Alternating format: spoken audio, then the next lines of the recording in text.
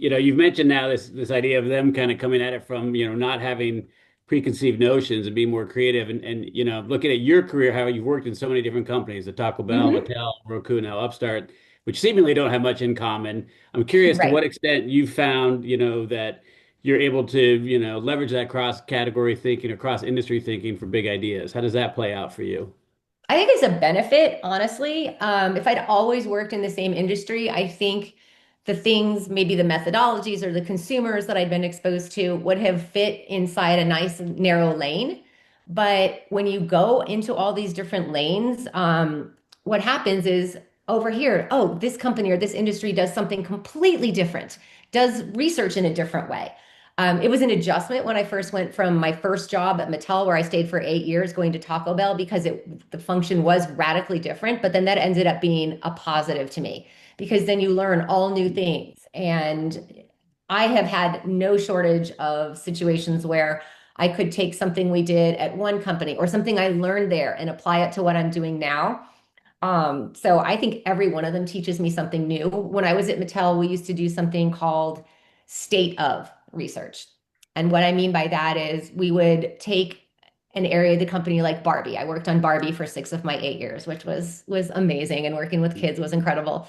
But we would do State of Barbie, and this was a big, huge qualitative initiative where we'd go out maybe every 5 years and understand what is going on with the brand when you talk to kids, when you talk to moms, but especially the girls, and understand Barbie's role in their lives and where Barbie and doll play fits in with all the other things they do, like playing outside and video games and sports, and really understand where does this brand stand in people's lives right now.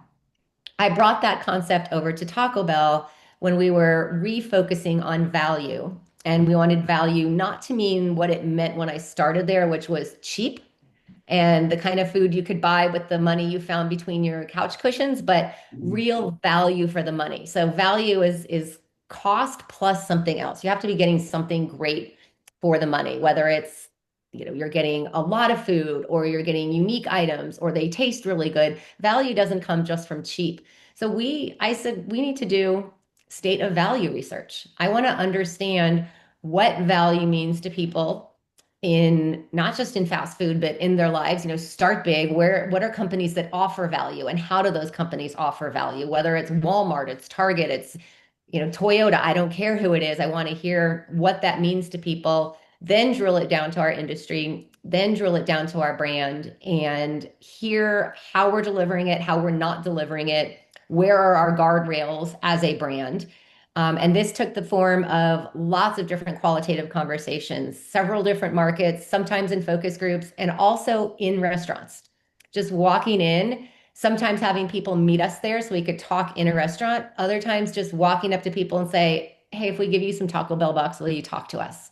So that we could we had the very structured components, but we layered on the wild card stuff, if you will, and really understood what role value played in people's lives. Why does it matter that fast food is a good value? Why do you care? And how do brands deliver it to really structure and guide our strategy for how we were going to make sure we were a true value brand going forward?